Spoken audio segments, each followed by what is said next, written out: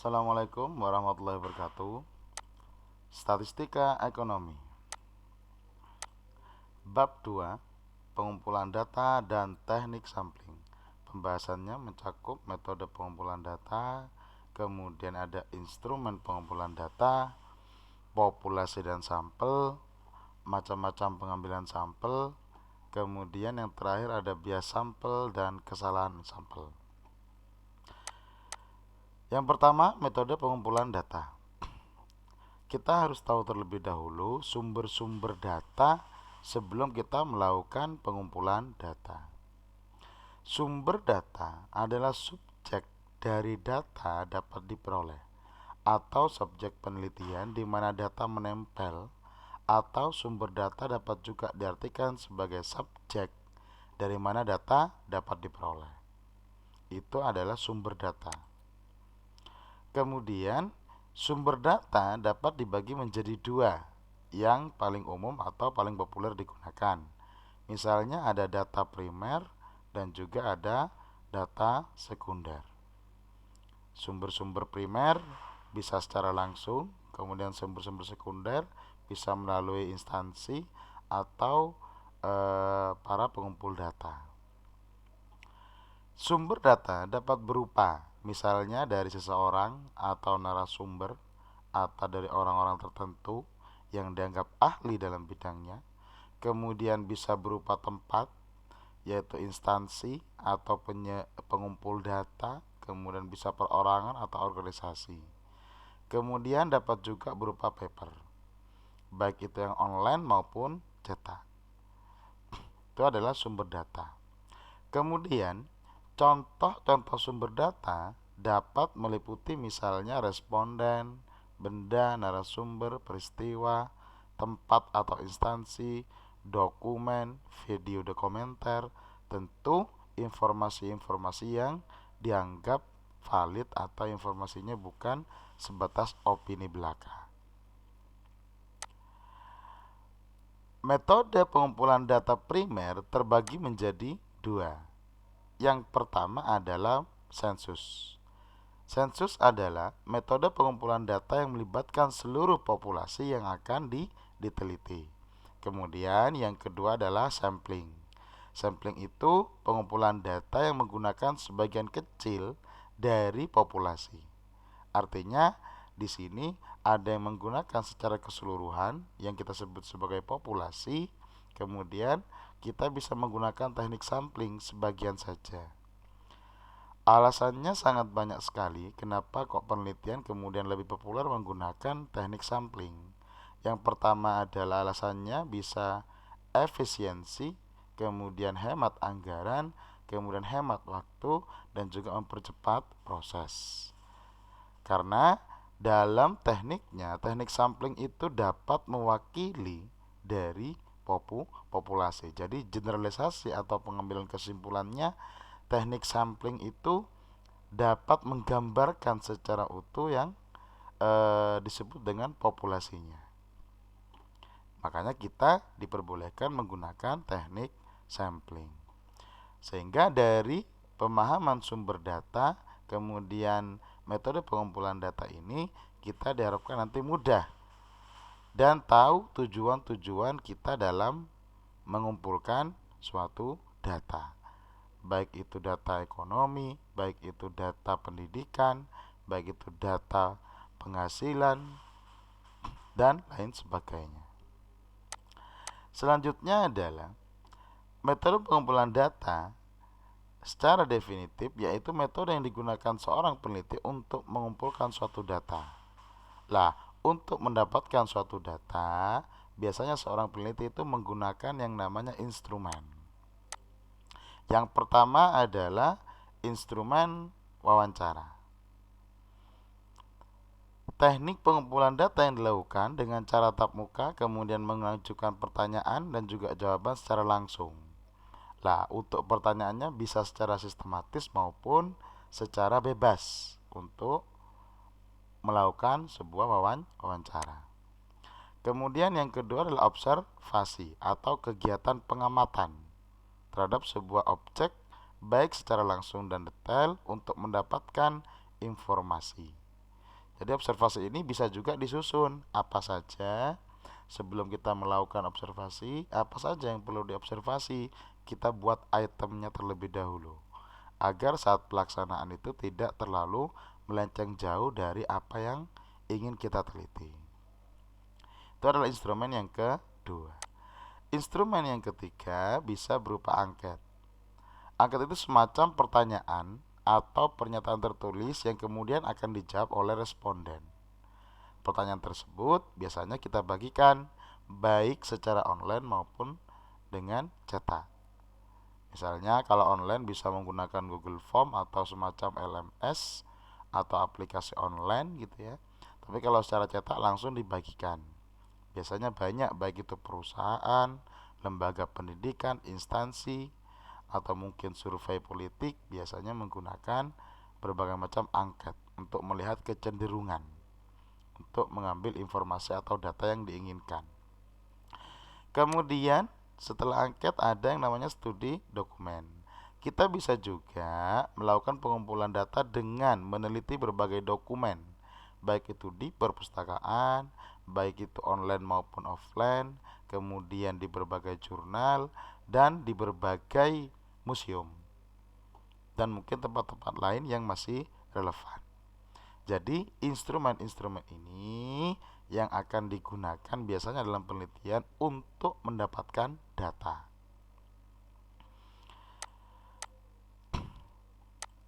Kemudian instrumen pengumpulan data adalah suatu alat yang dapat digunakan sebagai alat untuk mengukur suatu objek ukur atau mengumpulkan data.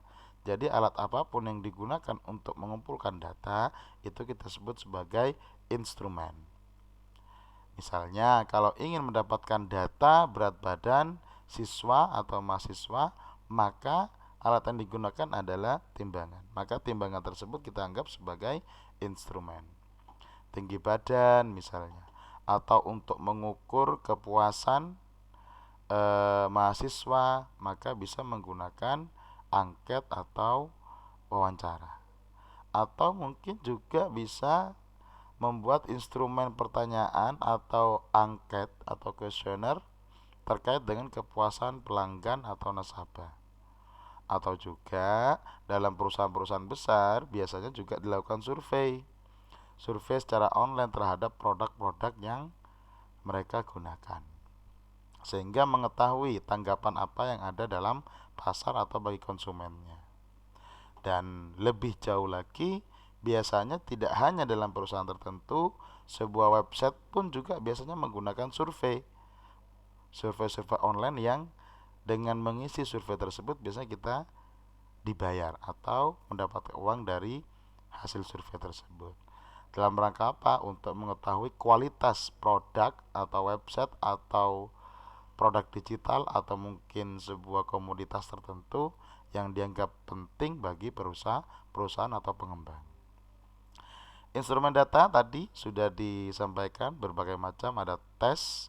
Di sini saya tambahkan ada tes, ada angket, ada interview, observasi dan dokumentasi. Ini adalah macam-macam instrumen yang relevan yang biasanya banyak digunakan. Kalau tes biasanya kalau kita ingin mengukur seberapa baik atau seberapa bagus gain atau selisih peningkatan prestasi belajar, kita bisa menggunakan tes tertentu. Misalnya nilai matematika dari negara Indonesia di berbagai negara. Misalnya kita mengambil barometernya adalah PISA, nilai skor PISA. Maka itu sebenarnya menggunakan tes tertentu, kemudian diukur seberapa baiknya negara Indonesia dalam pendidikan. Kemudian barulah diinterpretasikan. Itu terkait dengan instrumen pengumpulan data.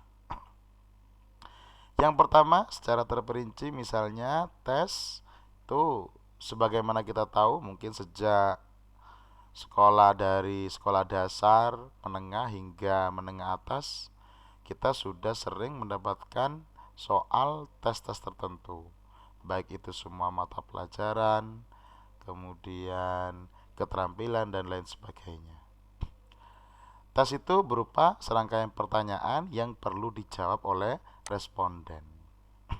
Misalnya, tes-tes tertentu, tes ujian nasional, tes atau ulangan harian, tes kepribadian, itu juga bagian dari tes. Kemudian tes bakat, tes intelijensia, sikap, dan lain sebagainya. Sangat banyak sekali. Bisa juga berupa tes keterampilan.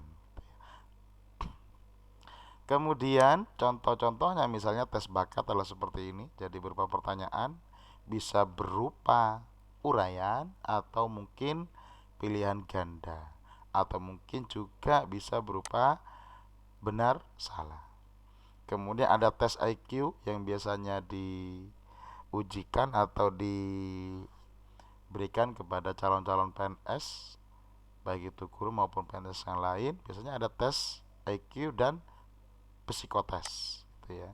Ini adalah psikotes. Jadi kalau psikotes itu lebih mengarah kepada misalnya menganalisis gambar simetri atau tidaknya, simetri lipat dan lain sebagainya. Sangat banyak sekali macam-macam dari tes, bergantung pada penelitian atau fokus penelitian kita. Sehingga tes ini kemudian disesuaikan dengan penelitian yang akan kita lakukan.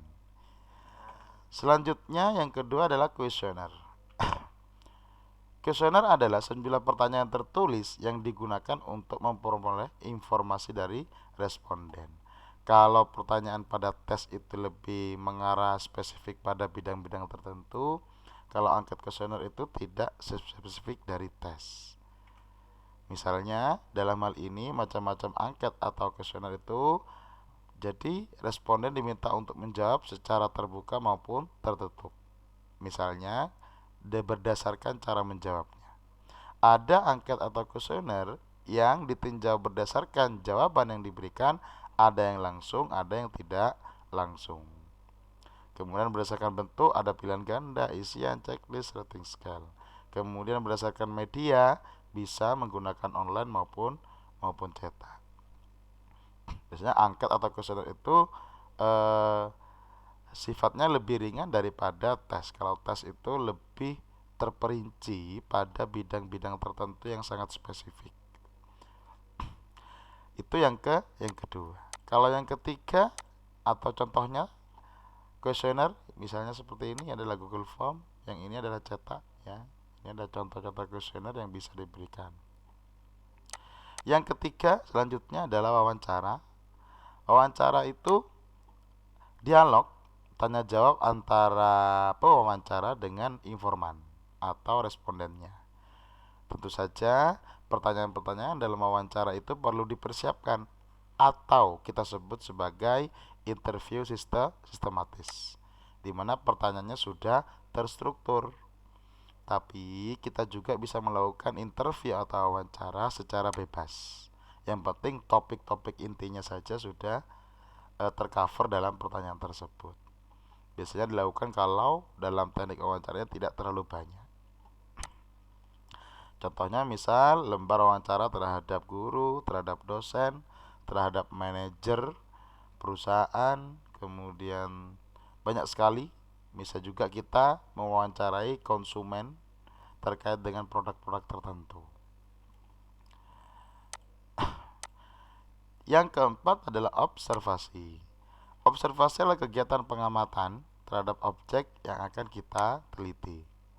Maka observasi juga bisa dilakukan secara sistematis dengan mempersiapkan indikator-indikator apa yang akan kita observasi. Atau bisa juga dilakukan secara sekilas saja atau non sistematis. Kalau memang yang diobservasi itu lumayan banyak, sebaiknya dibuat sistematikanya terlebih dahulu agar pengamatannya itu tidak ada yang terlewatkan. Dalam pengamatan tersebut kita sebaiknya bisa mendokumentasikan atau memvideokan sehingga bisa dipelajari kembali isi dari observasi tersebut saat tidak berada di lapangan. Observasi sistematis merupakan observasi dengan menggunakan instrumen pengamatan yang telah disusun sebelumnya. Kebalikannya adalah non sistematis. Jadi silakan menggunakan baik itu wawancara, kemudian observasi, itu baik itu secara sistematis maupun secara bebas. Contohnya misal di sini ada observasi pembelajaran dosen. Yang dinilai apa saja yang diobservasi? Yang pertama misal ini sudah kita susun terlebih dahulu pengamatannya. Pengamatan yang pertama misalnya interaksi dosen dengan mahasiswa, ada interaksi atau tidak, monoton atau tidak pembelajarannya. Kemudian ada interaksi dua arah atau tidak, jangan-jangan hanya didominasi oleh seorang dosen. Berlaku juga misalnya dalam konteks ini adalah guru misalnya. Yang diamati adalah seberapa baik interaksi dalam kelasnya. Kemudian yang kedua, variasi sumber belajar yang digunakan, apakah hanya menggunakan satu sumber, kemudian media pembelajarannya bagaimana, apa saja media yang digunakan, kemudian sistematika penyampaian materi. Kemudian bisa juga ditambahkan pertanyaan cara penyampaian dosen, jelas atau tidak. Itu contoh lembar observasi pembelajaran dosen atau guru. Atau misal dalam produk-produk tertentu dalam sebuah perusahaan, kita bisa juga melakukan observasi proses pembuatan produknya. Jadi banyak sekali contoh-contoh yang bisa diambil dengan menggunakan observasi. Saya kira dalam sebuah penelitian sebaiknya ada setidaknya minimal 2 sampai 3 instrumen sebagai penguat nanti dalam pengambilan keputusan dan kesimpulan. Kemudian yang terakhir dokumentasi. Kita bisa mencari berbagai jurnal, artikel, video dokumenter, foto dan lain sebagainya. Dan jangan lupa juga misalnya kita melakukan wawancara, itu sebaiknya digunakan atau didokumentasikan. Karena nanti selesai wawancara, kita biasanya ada beberapa poin yang lupa yang perlu pengkajian ulang. Jadi perlu diklarifikasi kembali apakah benar dari wawancara tersebut. Kemudian kalau mau lebih detail lagi, kita bisa mengkonfirmasi hasil wawancara, rangkumannya itu, kemudian ke respondennya. Apakah benar jawaban-jawaban yang diberikan itu sudah sesuai apa adanya atau sesuai informasi yang benar. Jadi sebaiknya dokumentasikan, baik itu berupa catatan-catatan kecil, buku, jurnal dan lain sebagainya. Kemudian setelah instrumen, di sini selanjutnya adalah populasi dan sampel. Tadi sedikit sudah disinggung bahwa populasi itu merupakan keseluruhan dari penelitian atau penelitian yang kita teliti. Menurut Sujana, populasi ini adalah totalitas semua nilai yang mungkin, hasil perhitungan ataupun pengukuran kuantitatif maupun kualitatif mengenai karakteristik tertentu dari semua anggota kumpulan atau kelompok, yang lengkap dan jelas yang ingin dipelajari karakteristiknya atau sifat-sifatnya.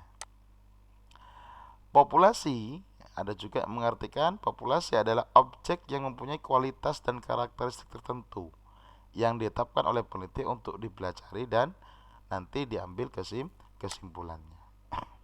Menurut Ari Kunto, sampel ya, kalau tadi populasi, sekarang sampel adalah sebagian atau yang mewakili dari populasi. Sampel adalah sebagian dari jumlah dan karakteristik yang dimiliki oleh populasi. Maka nanti secara lebih jauh lagi, teknik pengambilan sampel itu sebaiknya pengambilan sampel yang random. Kenapa? Karena random ini nanti sangat menentukan kualitasnya terhadap generalisasi pada populasi, terutama dalam penelitian kuantitatif yang syarat menggunakan statistik. Jadi sampel yang baik nanti juga akan berpengaruh terhadap pengambilan keputusan yang baik juga. Tapi kalau sampelnya menggunakan teknik yang asal-asalan, maka dia tidak akan mampu menggambarkan secara keseluruhan dari populasi. Ini sebagai ilustrasi, misalnya kita punya populasi seperti ini, keseluruhan dari objek yang diselidiki atau yang diteliti, maka kita cukup mengambil sampelnya saja. Sehingga sampel ini nanti ketika kita lakukan penelitian mampu mengeneralisasi dari populasi. Artinya, karakter-karakter, sifat-sifat atau nilai-nilai yang ada dalam populasi itu sudah diwakili oleh sampel. Jadi seperti itu terkait dengan populasi dan sampel.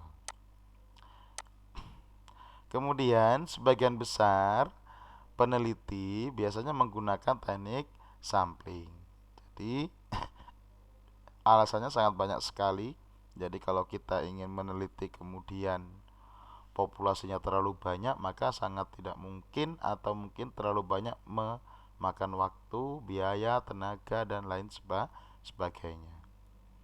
Jadi sangat disarankan jika khususnya untuk mahasiswa atau peneliti-peneliti dosen dan lain sebagainya, sebaiknya menggunakan sampling. Karena teknik sampling itu sudah dijamin oleh statistik bahwa itu kalau tekniknya benar itu sama halnya dengan atau mampu menggambarkan karakteristik dari populasi, sehingga bisa menghemat, atau dengan bahasa yang sederhana adalah efektivitas dan efisiensinya itu bisa didapatkan. Apalagi kalau penelitian mahasiswa yang waktunya 6 bulan, maka perlu teknik-teknik tertentu untuk mempercepat proses pembuatannya. Selanjutnya, agar kita tidak keliru dalam pengambilan sampel, macam-macam pengambilan sampel. Teknik sampling ini atau pengambilan sampel ini bisa dengan probability sampling atau non probability sampling. Lah yang probability sampling ini nanti menjadi syarat dari statistik inferensial. Jika tidak memenuhi syarat random sampling ini, maka nanti bisa jadi kalau sampelnya tidak random diambilnya, maka nanti bisa masuk pada statistik non parametrik. Jadi random sampling terutama ini nanti menjadi syarat dari statistik inferensial, terutama yang parametrik. Inilah macam-macamnya, banyak sekali untuk teknik pengambilan sampelnya. Namun beberapa yang dibahas yang mungkin yang paling simple yaitu random sampling adalah metode pengambilan sampel yang dianggap paling akurat. Jadi kekuatan dari random sampling ini yang dianggap paling valid atau paling mendekati terhadap nanti hasilnya itu ke populasi. Kemudian ada convenience sample, adalah teknik pengambilan data sampel yang paling mudah dan dijangkau oleh peneliti. Jadi kita bisa juga melakukan pengambilan sampel secara keinginan peneliti, namun nanti tingkat akurasinya kurang baik. Certified sample yaitu teknik sampel ketika sampel dikelompok-kelompokkan ke dalam 2 atau lebih strata. Jadi sampel itu dikelompokkan terlebih dahulu, kemudian baru kita melakukan pengambilan sampel. Kemudian systematic sample adalah teknik pengambilan sampel ketika peneliti menentukan sampel berdasarkan urutan yang sama jaraknya. Jadi dibuat klaster-klaster terlebih dahulu. Kemudian klaster itu sendiri atau klaster sampel adalah pengelompokan sampel berdasarkan letak geografisnya. Kemudian terakhir adalah representative sampel, adalah teknik pengambilan sampel berdasarkan keterwakilan dari setiap golongan individu atau yang kita teliti. Nah ini ketika kita ingin melakukan sampling, sebaiknya kita kelompokkan terlebih dahulu yang dapat nanti dari kelompok masing-masing ini bisa menggambarkan secara keseluruhan dari populasi. Kemudian dilakukanlah random sampling. Itu terkait dengan macam-macam pengambilan sampel. Jadi sekali lagi pengambilan sampel itu sangat penting karena nanti sangat berpengaruh terhadap pengambilan keputusannya. Bagaimana jika kita melakukan pengambilan sampel kemudian terjadi bias atau kesalahan? Karena dalam statistik atau penelitian kuantitatif yang lebih umum, teknik sampel ini seharusnya dapat mengeneralisasi karakteristik dari populasi atau keseluruhan. Mengeneralisasi itu dapat menggambarkan, dapat menguraikan, ya, dapat menjelaskan. Jadi sampel itu harusnya dapat menjelaskan, menguraikan, kemudian mengkategorisasi karakter-karakter, sifat-sifat dari populasi. Kalau sampai terjadi bias sampel, bisanya terjadi misalnya karena sampelnya yang kurang. Maka nanti efeknya adalah penelitian kita tidak mampu menggambarkan populasi secara keseluruhan. Artinya ada beberapa informasi yang miss, sehingga nanti juga berefek pada penelitian kita. Bagaimana cara mengatasinya? Sangat banyak sekali. Kita melakukan pemilihan teknik yang benar, kemudian bisa juga dengan penambahan sampel. Semakin sampel itu besar atau mendekati populasi, itu semakin baik. Anggap saja misalnya sampel-sampel tertentu ada yang aturan secara umum misalnya minimal 30 ke atas. Maka bisa setidaknya kualitas data kita itu sudah baik. Kesalahan sampel atau sampling error adalah selisih antara estimasi yang dihasilkan oleh sampel dengan estimasi populasi. Jadi nanti karena statistik adalah suatu pendekatan, pasti nanti ada kesalahan atau tingkat error, ada margin errornya. Nah, sampling error ini yang dimaksud adalah selisih antara pendekatan statistik dengan realita yang ada di lapangan. Semakin kecil error ini, maka semakin baik. Sampling error dapat diperkecil dengan teknik pemilihan sampel yang tepat, tidak bias, dan menggunakan sebanyak mungkin sampel. Jadi semakin mendekati populasi semakin baik. Misalnya awalnya kita mengambil sampel 20, maka jika dianggap masih bias, kemudian kurang sesuai dengan realitanya, maka kita bisa menambah sampel tersebut menjadi 30 atau sampai 50 atau mungkin 100 sehingga mendekati populasi. Jadi itu terkait dengan bias sampel. Jadi kalau kita melakukan terlalu banyak error, maka pendekatan statistik itu akan jauh dari hasil yang sebenarnya atau realitas sebenarnya. Saya kira itu cukup sekian. Saya akhiri, kurang lebihnya mohon maaf. Wassalamualaikum warahmatullahi wabarakatuh.